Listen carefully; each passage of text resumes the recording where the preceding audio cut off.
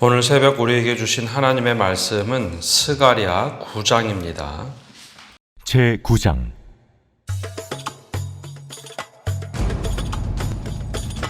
여호와의 말씀이 하드락 땅에 내리며 다메섹에 머물리니 사람들과 이스라엘 모든 지파의 눈이 여호와를 우러러봄이니라. 그 접경한 하맛에도 임하겠고 두로와 시돈에도 임하리니 그들이 매우 지혜로움이니라. 두로는 자기를 위하여 요새를 건축하며 은을 티끌같이 금을 거리에 진흙같이 쌓았도다. 주께서 그를 정복하시며 그의 권세를 바다에 쳐넣으시리니 그가 불에 삼켜질지라. 아스글론이 보고 무서워하며 가사도 심히 아파할 것이며 에그로는 그 소망이 수치가 되므로 역시 그러하리라. 가사에는 임금이 끊어질 것이며 아스글론에는 주민이 없을 것이며 아스돗에는 잡족이 거주하리라. 내가 블레셋 사람의 교만을 끊고 그의 입에서 그의 피를 그의 입 사이에서 그 가증한 것을 제거하리니 그들도 남아서 우리 하나님께로 돌아와서 유다의 한 지도자같이 되겠고 에그로는 여부수 사람같이 되리라. 내가 내 집을 둘러 진을 쳐서 적군을 막아 거기 왕래하지 못하게 할 것이라. 포악한 자가 다시는 그 지경으로 지나가지 못하리니 이는 내가 눈으로 친히 봄이니라. 시온에 따라 크게 기뻐할지어다. 예루살렘에 따라 즐거이 부를지어다. 보라, 네 왕이 내게 임하시나니 그는 공의로우시며 구원을 베푸시며 겸손하여서 나귀를 타시나니 나귀의 작은 것 곧 나귀 새끼니라. 내가 에브라임의 병과 예루살렘의 말을 끊겠고 전쟁하는 활도 끊으리니 그가 이방 사람에게 화평을 전할 것이요 그의 통치는 바다에서 바다까지 이르고 유브라데 강에서 땅 끝까지 이르리라. 또 너로 말할진대 내 언약의 피로 말미암아 내가 네 갇힌 자들을 물 없는 구덩이에 놓았나니 갇혀 있으나 소망을 품은 자들아 너희는 요새로 돌아올지니라. 내가 오늘도 이르노라. 내가 네게 갑절이나 갚을 것이라. 내가 유다를 당긴 활로 삼고 에브라임을 끼운 화살로 삼았으니 시온아, 내가 네 자식들을 일으켜 헬라 자식들을 치게 하며 너를 용사의 칼과 같게 하리라. 여호와께서 그들 위에 나타나서 그들의 화살을 번개같이 쏘아내실 것이며 주 여호와께서 나팔을 불게 하시며 남방 회오리 바람을 타고 가실 것이라. 만군의 여호와께서 그들을 호위하시리니 그들이 원수를 삼키며 물맷돌을 밟을 것이며 그들이 피를 마시고 즐거이 부르기를 술 취한 것 같이 할 것인즉 피가 가득한 동이와도 같고 피 묻은 제단 모퉁이와도 같을 것이라. 이날에 그들의 하나님 여호와께서 그들을 자기 백성의 양떼같이 구원하시리니 그들이 왕관의 보석같이 여호와의 땅에 빛나리로다. 그의 형통함과 그의 아름다움이 어찌 그리 큰지. 곡식은 청년을 새 포도주는 처녀를 강건하게 하리라. 오늘 새벽에도 하나님의 은혜와 평강이 우리와 함께하기를 축복합니다. 우리가 믿음 생활하면서 믿음의 기준을 하나님께로 두기보다는 우리의 시선에 두고 믿음의 판단을 하는 경우가 참 많이 있습니다. 더 열심히 예배하고 기도하고 찬양하고 교회에서 섬기는 것을 믿음의 척도로 우리는 많이 삼습니다. 또 그것이 맞다고 생각이 되죠. 그런데 성경에서는 그런 언급이 거의 나오지 않습니다. 예컨대 구약 시대에는 매일 예배를 드리는 것, 기도하는 것, 안식일, 절기, 금식을 지키는 것은 하나님과의 관계를 위해서 당연한 것이고 오히려 그 가운데 중심이 하나님께 있느냐, 마음이 하나님께 있느냐를 물어보고 또 우리가 함께 살고 있는 이웃들에게 어떻게 화평을 누리며 공의와 정의를 실천하며 살아가는가를 오히려 더 중요한 믿음의 기준과 척도를 삼고 있습니다. 근데 하나님의 말씀인 성경과 달리 우리가 보는 시선들이 있다 보니 때로 하나님이 아무리 말씀하셔도 그것이 잘 들리지 않고 보이지 않는다라는 것이죠. 오늘 말씀에는 그 구약 성경에서 가장 많이 인용됐던 말씀들이 어떤 스가랴 말씀 가운데 메시아에 대한 말씀이 나옵니다. 분명히 스가랴서에는 예수님 메시아가 어떻게 올 것이라는 것을 구체적으로 다 알려줬지만 실제로 수백 년이 지난 때 이스라엘 백성들은 예수님이 오셨을 때 그걸 이해를 하지 못했다라는 것을 말씀을 통해서 보여줍니다. 즉 본인들이 기대했던 메시아상과 다르다는 거죠. 그러니까 그 메시아상이 성경에서 말한 것이 아니라 역사나 전통을 통해서 이럴 것이다 라고 추측했던 것과 다른 예수님을 만나게 됩니다. 오늘 말씀에는 첫 번째 그 7장에서 베델 사람들이 금식을 해야 되는가 말아야 되는가 묻는 것에 대한 응답으로 계속해서 하나님이 말씀을 하십니다. 그래서 금식에 관한 말씀을 하시고 또 바로 앞장에서는 이방 나라들에 대한 심판, 그리고 오늘은 그 연속선상에서 말씀을 하십니다. 크게 두 가지로 나눠지는데 1절에서 8절까지는 주변 나라들에 대한 심판, 9절에서 마지막 절까지는 메시아 예언에 대한 말씀이 나옵니다. 본문으로 들어가 보면 이렇게 1절에 말씀을 합니다. 여호와의 말씀이 하드락 땅에 내리며 다메섹에 머물리니 사람들과 이스라엘 모든 지파의 눈이 여호와를 우러러 봄이니라. 이 말씀의 배경이 된 것은 성전 재건 중간쯤에 다시 고향으로 돌아가 성전이 재건되던 것 멈췄을 때 하나님의 말씀이 임하면서 성전을 다시 재건할 때부터의 말씀입니다. 스가랴는 그 시대 사람이죠. 근데 이 말씀을 보면 하드락, 다메섹 그 지역을 말합니다. 이 지역들은 이스라엘의 북쪽에 있는 지역들입니다. 그리고 그 이절에 나오는 하맛, 두로, 시돈, 이제 북쪽에서부터 쭉 내려와 해안길을 따라가는 나라들에 대한 예언입니다. 그리고 밑에 아스글론, 에그론, 블레셋, 이 밑에는 가나안 지역의 족속들이죠.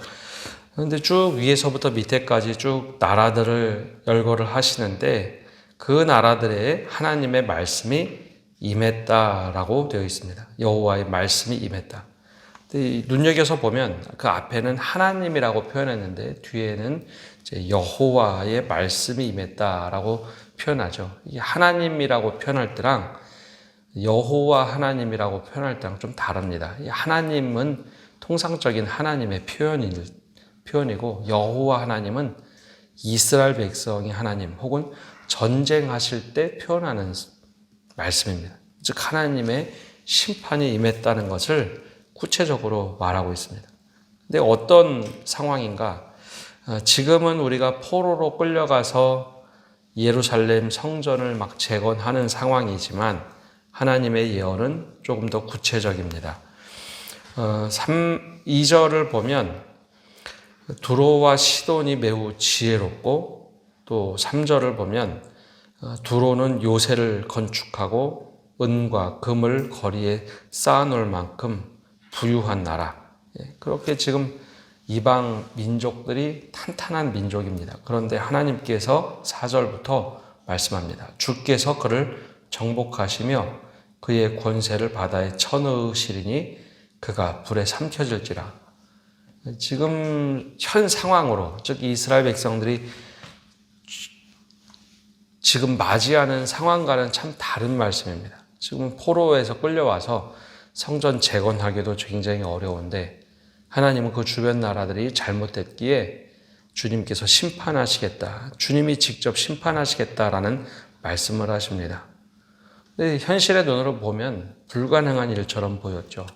근데 실제로 이 말씀은 주전 332년에 우리가 잘 알고 있는 알렉산더 대왕이 원정을 와서 그 나라들을 완전히 멸망시킵니다. 주변에 있던 나라를 수리아, 그리고 다메섹, 그리고 옆에 있던 두로와 시돈, 이 민족들을 완전히 멸망시키죠. 근데 이게 무슨 의미인가? 도대체 갑자기 이런 말씀을 왜 하시는가? 이게 여호수아 시대로 거슬러 올라가면 하나님께서 원하신 것이 있습니다. 야, 너희에게 젖과 꿀이 흐르는 이 가나안 땅을 줄 테니까 가나안 민족을 다 몰아내라. 그러면 이 땅이 하나님의 땅이 되리라. 너희의 땅이 되리라. 근데 그 말씀대로 못 지키죠. 이게 여호수아 시대 때 밀리고 사사 시대 때는 오히려 가나안 사람들에게 자꾸 점령을 당합니다. 다윗 시대에 통일왕국을 이루었지만 가나안 민족을 다 몰아내지는 못했죠. 근데 하나님께서 직접 그 가나안 모든 족속을 그 땅에서 몰아내시는 상황이 예언으로 나옵니다. 실제로 주전 332년에 가나안 사람들이 다 쫓겨나고 반대로 얘기하면 이스라엘 사람들이 하나님께서 약속하신 영토를 찾게 해주겠다라는 겁니다. 근데 이스라엘 백성들이 한 일은 아무것도 없습니다. 하나님께서 일하시니까 나라를 일으켜서 거기에 있는 모든 민족을 내쫓으시죠. 그러면 그때 어떤 일들이 벌어지는가? 7절에 이렇게 말을 합니다. 그의 입에서 그의 피를 그의 이 사이에서 그 가증한 것을 제거하리니 그들도 남아서 우리 하나님께로 돌아와서 유다의 한 지도자 같이 되겠고 에그론은 여부수 사람같이 되리라. 이게 블레셋 사람들을 말하는 건데 그 이 사이에 껴있던 우상들을 하나님이 다 제거하시자 오히려 그들이 하나님을 믿겠다고 달려온다는 겁니다. 우리가 하나님께로 돌아와서 하나님을 믿겠다. 그럴 때 너희들은 이것이 하나님의 약속의 때가 됐으니 그들을 받아주어라 라는 겁니다. 또 8절에 내가 내 집을 둘러 진을 쳐서 적군을 막아 거기 왕래하지 못하게 할 것이라. 포악한 자가 다시는 그 지경으로 지나가지 못하리니 이는 내가 눈으로 치니 봄이니라. 이 말씀은 하나님께서 직접 이스라엘을 보호하시겠다라는 겁니다. 지금까지는 오랫동안 이스라엘이 이 나라 저 나라에 쳤지만 하나님이 직접 보호하시는 나라가 되어서 다시는 다른 나라에게 포로로 끌려가지 않게 하겠다라는 것이죠. 그런데 여기 이 말씀이 이루어지기까지 이스라엘 백성이 한 것이 없습니다. 근데 놀라운 것은 블레셋조차 우상들을 다 이 사이에 끼었던 것까지 다 뽑아내면 하나님께로 돌아오는 백성이 된다라는 약속의 말씀을 하고 계시죠. 이스라엘 백성들이 기대했던 것과는 너무나 다른 겁니다. 이스라엘 백성들은 자기의 힘으로 모든 가나안 땅을 이제 몰아냈어야 되는데 그걸 못하자 하나님이 하신다라는 거죠. 또한 블레셋 사람들이 회심하고 돌아올 것은 전혀 상상조차 못한 일인데 그러겠다고 하나님이 약속을 하십니다. 이 백성들이 가지고 있던 생각과 믿음과는 너무나 다른 거죠. 그러면 이 일들이 어떻게 일어날 것인가?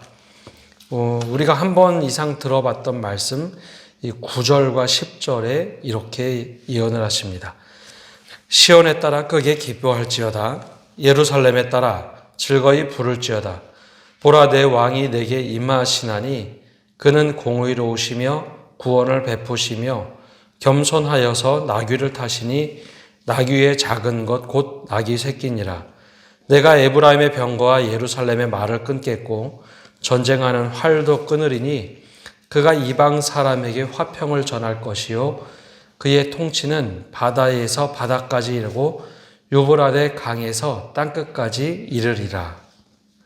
우리가 많이 듣던 말씀이죠. 이게 스가랴 말씀, 이 말씀이 마태복음에 인용됐던 말씀입니다. 즉 메시아가 올 것인데 그는 나귀를 타고 겸손하여서 나귀를 타고 들어오시는 분이다. 하나님께서 왕을 보내주시는데 그 왕은 이스라엘 백성들이 생각하는 그런 왕이 아닙니다. 너희 시온에 따라 크게 기뻐할지어다. 예루살렘에 따라 즐거이 부를지어다. 이 모습이 언제 이루어지는가 하면 종려주일 때 6월절이 시작되는 그날 이스라엘 백성들이 예수님을 메시아로 생각하고 종려나무주 가지를 깔고서 기대하죠. 근데 그 왕의 모습이 이스라엘 백성들과 제자들 또 열심당원이 기대했던 왕의 모습과는 참 다른 왕입니다. 보라 내 왕이 내게 임하시나니 그는 공의롭고 구원을 베푸시며 겸손한 왕이다 라고 말합니다. 근데 공의롭다는 것은 하나님과의 관계를 회복시키는 분이라는 거죠. 또 구원을 베푸시며 라고 했는데 원래 성경에는 구원을 받은 자, 건짐을 받은 자라고 되어 있습니다. 즉 하나님께서 직접 보내신 자인데 그는 구원을 베풀기도 하지만 먼저 하나님께 구원을 받은 자라는 것입니다. 즉 본인이 스스로 왕이 되어 힘을 가지고 왕권을 차지하는 분이 아니라 왕으로 보냄을 받은 사람이고 또 왕으로 세움을 받는데 자신의 힘이 아니라 하나님의 공의를 가지고 또 하나는 겸손을 가지고 세워지는 분이다라는 겁니다. 이 겸손이라는 원뜻은 가난하다라는 뜻입니다. 근데 여기 누구와 다르냐면 앞에 나왔던 나라들과 참 다릅니다. 앞에 있던 나라들은 자신의 힘으로 금을 모으고 은을 모으고 자신의 힘으로 왕을 세우던 나라들과 달리 하나님이 세우시는 왕은 공의롭고 구원을 베풀고 겸손한 왕이라는 거죠. 이게 다른 겁니다. 그리고 나귀 새끼를 타고 다니는 사람. 이 당시에 다른 나라 왕들도 말을 타고 다녔습니다. 말은 전쟁의 상징입니다. 병마죠. 그래서 자기의 힘을 가지고 나라를 다스리고 다른 나라와 전쟁에서 이기는 왕. 그런데 하나님이 보내신 왕은 말이 아니라 나귀, 즉 물건을 나르는 그런 나귀를 타고 왕위에 오른다라는 겁니다. 그 말은 전쟁과 싸움에 휘말리지 않는 왕이고 그 왕이 해야 할 일이 따로 있다는 거죠. 그게 바로 평화를 이루는 왕입니다. 그래서 10절에 뭐라고 말씀하시는가 하면 에브라임의 병거와 예루살렘의 말을 끊겠고 전쟁에 반드시 필요한 것이 병거와 말입니다. 근데 이스라엘은 하나님이 직접 병거와 말을 끊겠고 전쟁하는 활도 끊으리니 그가 이방 사람에게 화평을 전할 것이요. 그가는 바로 왕입니다. 메시아는 화평을 전하는 왕이다라는 거죠. 그러니까 세상의 방법과 전혀 다른 메시아를 보내겠다라는 거죠. 이미 스가랴 선지자를 통해서 메시아가 어떤 분인지 평강의 왕이고 화평을 전하는 왕으로 메시아로 보낼 것이다. 다 말씀하셨는데 이스라엘 백성들이 말씀은 보나 자신들이 생각하는 기대가 다르니 메시아가 와도 보지 못하고 듣지 못했던 것이죠. 그리고 그의 통치는 화평을 가지고 통치를 하는데도 바다에서 바다까지 이르고 유브라데 강에서 땅끝까지 이르리라.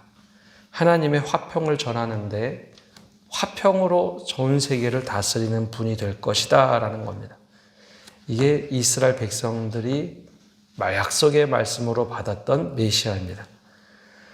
그래서 이 성경 복음서가 기록될 때 스가랴 말씀을 제일 많이 인용하면서 또 신약 성경엔 스가랴 말씀을 다시 인용하면서 제일 많이 기록합니다. 왜냐하면 하나님께서 원래 이렇게 약속하셨는데 우리가 잊고 있었다라는 것이죠. 예수님이 오신 것은 화평을 전하러 오신 분입니다. 그리고 바다에서 땅끝까지 평안의 복음을 전하도록 하셨다라는 겁니다. 그러니까 기대하고 믿는 바가 다르다 보니까 아무리 말씀하셔도 듣지를 못했던 것이죠. 11절에 또 이렇게 말씀하십니다. 또 너로 말할진대 내 언약의 피로 말미암아 내가 내 갇힌 자들을 끝없는 구덩이에서 놓았나니. 아마 이 말씀을 마태가 인용하지는 않았지만 이 말씀은 예수님 마지막 6월절 목요일에 행했던 성찬식과 똑같은 표현입니다. 내 언약의 피로 새 언약을 주리니 너희가 이를 행하여 마실 때마다 나를 기념하라. 이 언약의 피로 너희를 회복시키겠다. 그래서 모든 것을 하나님께서 회복시키시는데 이스라엘 백성의 힘이 아닌 하나님의 능력으로 회복시키신다라는 겁니다. 그래서 마지막 16절과 17절에 이렇게 맺습니다. 이날에 그들의 하나님 여호와께서 그들을 자기 백성의 양떼같이 구원하시리니 그들이 왕관의 보석같이 여호와의 땅에 빛나리로다. 그의 형통함과 그의 아름다움이 어찌 그리 큰지 곡식은 청년을 새 포도주는 처녀를 강건하게 하리라. 이 말씀의 배경은 지금 성전을 재건하면서 아직 포로에서 다 끌려오지 못한 사람들이 이 일을 하고 있는 겁니다. 그런데 하나님께서는 예언하시죠. 너희가 갇혀 있어도 하나님이 약속의 말씀을 주리니 약속의 말씀을 붙잡고 살아가면 하나님이 약속의 말씀을 이루어 주리라. 그런데 그 이루시는 방법이 이스라엘의 힘을 갖고 금과 은을 갖고 불을 갖고 막 이루어가는 세상의 방법이 아니라 하나님이 보내시는 공의와 겸손과 구원을 베푸시는 그 왕을 통해서 이루시겠다. 그리고 그 이루시는 방법은 전쟁과 힘이 아닌 화평을 전하는 사람을 통해서 이루시겠다라는 겁니다. 이것이 바로 메시아에 대한 예언이었죠. 우리가 말씀을 보다 보면 우리의 생각과 다른 그리고 전혀 결이 다른 말씀들이 있습니다. 그런데 그 말씀이 때로는 하나님께서 우리에게 정말 하고 싶은 말씀인 경우가 많이 있습니다. 근데 우리가 다른 생각이 있으면 그 말씀이 잘 이해가 되지 않고 받기 참 어렵죠. 현실은 이런데 어떻게 그 말씀이 이루어지겠습니까? 근데 반대로 하나님이 이루시겠다면 그 말씀을 이루시더라라는 겁니다. 오늘 우리가 이 말씀을 보면서 예수님이 오셨을 때 왜 이스라엘 백성들이 예수님을 메시아로 온전히 받아들이지 못했는가? 본인들의 생각과 달라서입니다. 그리고 오늘 우리는 어떻게 믿음을 가지고 살아가느냐? 말씀을 보면서 우리는 어떻게 살아가는가? 오늘 이 말씀을 통해서 우리 자신을 다시 한번 돌아보는 새벽 기도 시간이 되시기를 바랍니다. 기도하겠습니다. 사랑의 주님, 오늘도 저희가 주님 앞에 나와 말씀을 듣고 나갑니다. 스가랴 선지자를 통하여 가장 어려운 시절, 아직도 영토가 회복되지 못하고 포로에서 와서 얼마 되지도 않았을 때에 하나님의 약속의 말씀을 주심을 봅니다. 겸손하고 공의롭고 화평을 이루는 메시아를 보내주시겠다 말씀하셨지만 그 약속의 말씀을 온전히 받지 못했던 이스라엘 백성들, 혹시 우리가 그런 모습을 갖고 살아가지는 않는지, 우리가 기대하는 믿음의 생활, 또 우리가 원하는 믿음의 생활이 강해서 하나님께서 우리에게 원하시는 그 뜻을 잘 헤아리지 못하는 저희들이 아닌지 우리가 말씀에 비추어서 다시 한번 우리의 믿음을 점검하게 하시고 정말 주님께서 원하시는 믿음의 삶을 살아내도록 우리 한 사람 한 사람을 선한 길로 인도하여 주시고 올바른 믿음의 길로 인도하여 주옵소서. 오늘 한 날도 주님과 동행하게 하시고 또 이번 주에 있을 모든 임직식 가운데도 주님께서 함께 하셔서 새로운 일꾼들 잘 세워갈 수 있는 축복의 시간 되게 하여 주옵소서. 예수님의 이름으로 기도합니다. 아멘.